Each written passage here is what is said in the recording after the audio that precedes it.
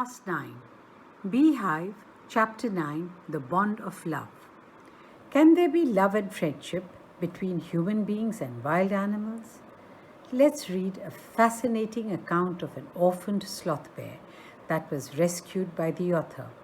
Sloth bears inhabit forested areas, including the tropical rainforests of India and grasslands at lower elevations. Sloth bears have very shaggy hair and long muzzles. Using their claws to dig, they can then use their lips to form a tube which can go deep into the ground or into hard-to-reach areas like dead trees for their food. Their main food is termites.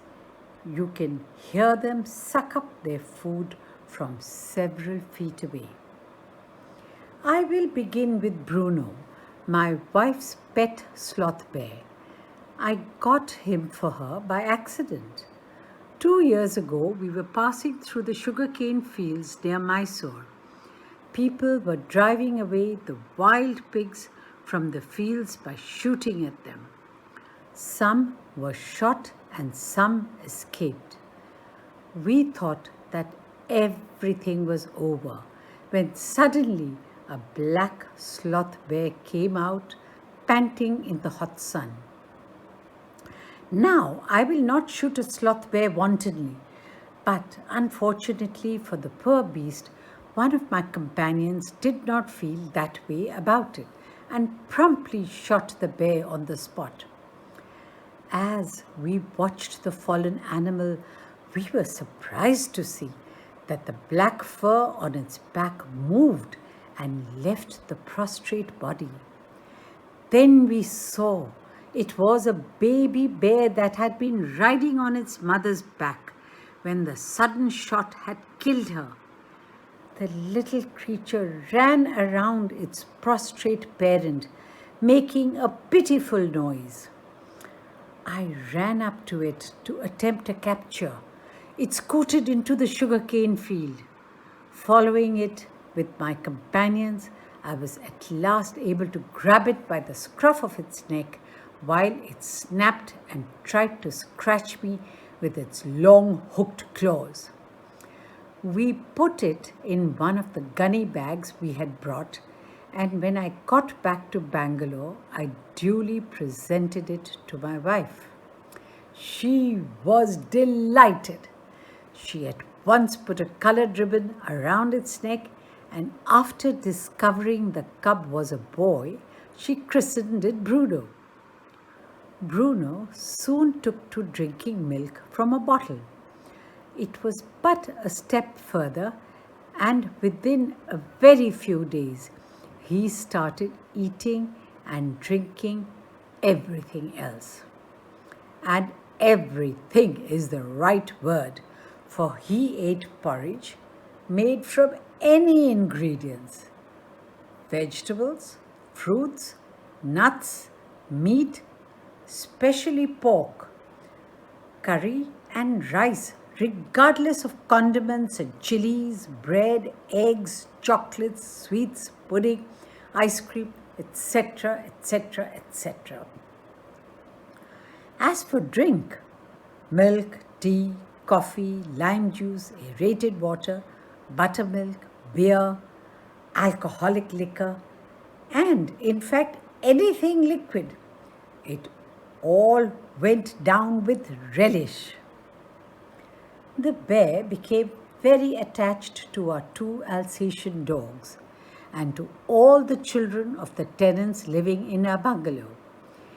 He was left quite free in his younger days and spent his time in playing, running into the kitchen, and going to sleep in our bed.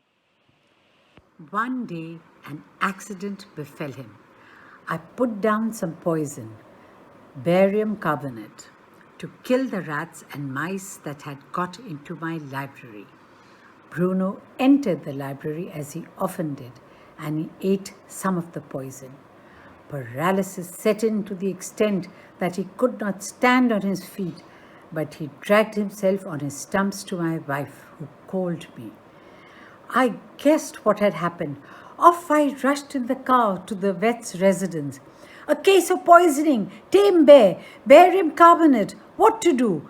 Out came his medical books and a feverish reference to index began.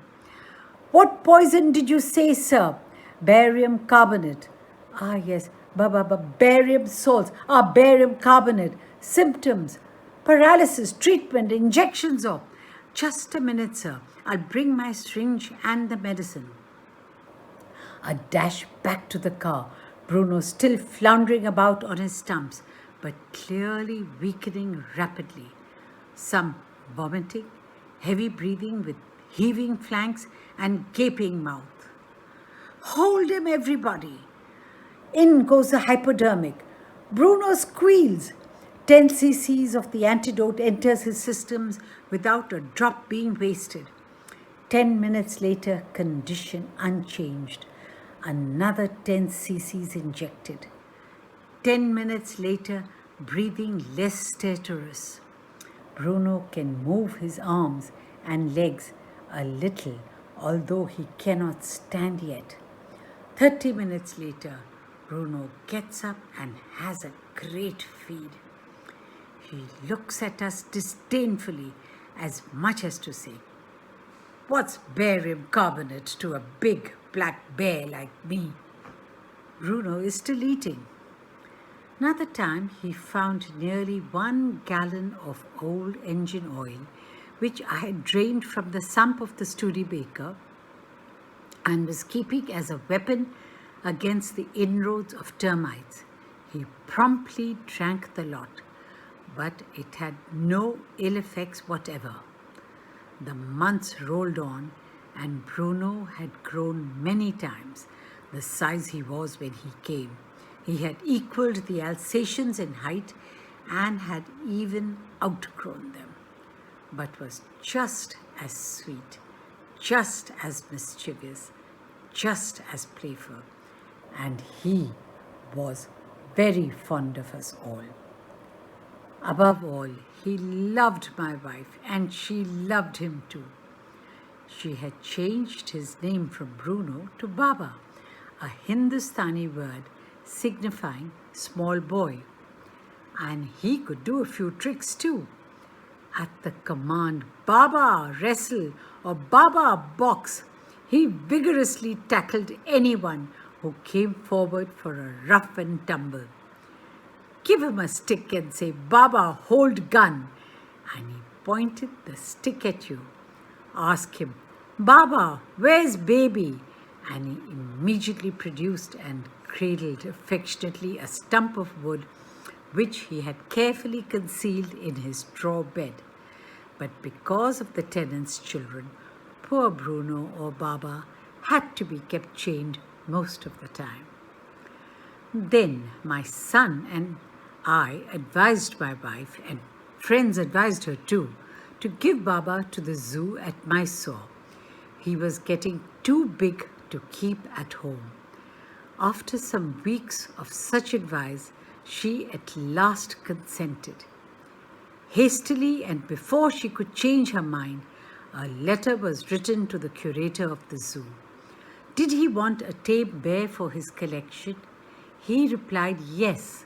The zoo sent a cage from Mysore in a lorry a distance of 87 miles, and Baba was packed off. We all missed him greatly, but in a sense we were relieved. My wife was inconsolable. She wept and fretted. For the first few days she would not eat a thing. Then she wrote a number of letters to the curator. How was Baba? Back came the replies. Well, but fretting. He refuses food too. After that, friends visiting Mysore were begged to make a point of going to the zoo and seeing how Baba was getting along. They reported that he was well, but looked very thin and sad. All the keepers at the zoo said he was fretting.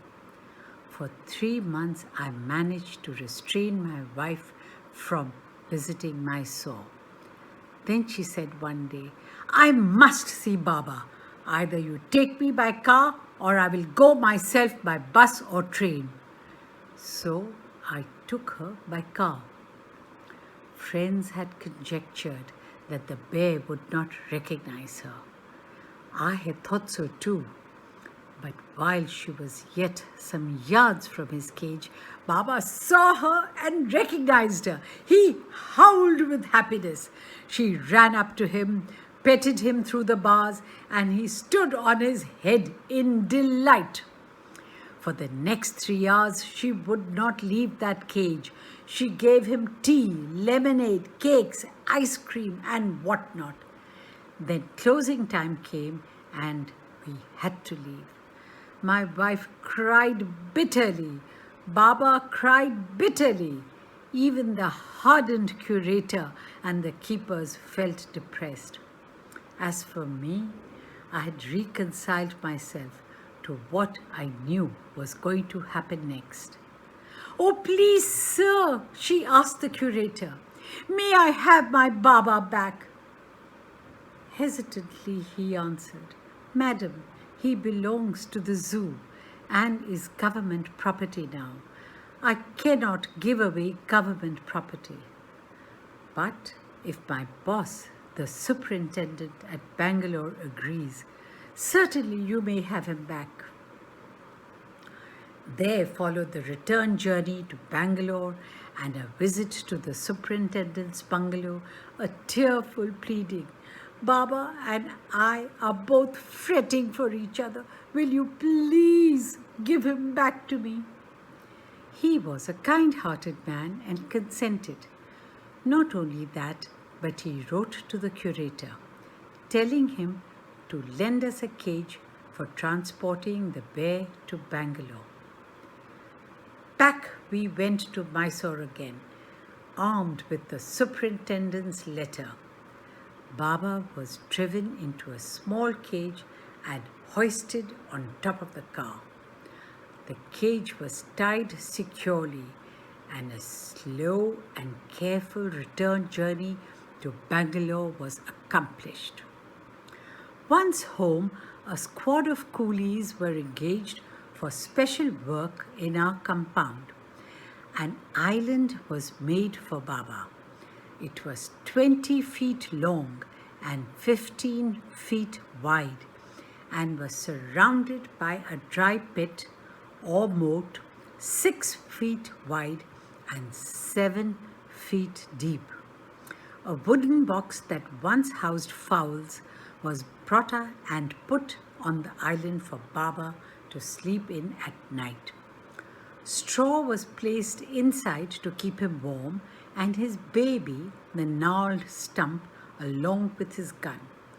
The piece of bamboo, both of which had been sentimentally preserved since he had been sent away to the zoo, were put back for him to play with.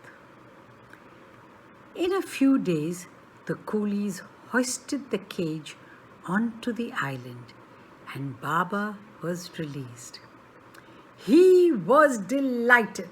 Standing on his hind legs, he pointed his gun and cradled his baby. My wife spent hours sitting on a chair there while he sat on her lap. He was 15 months old and pretty heavy too. The way my wife reaches the island and leaves it is interesting.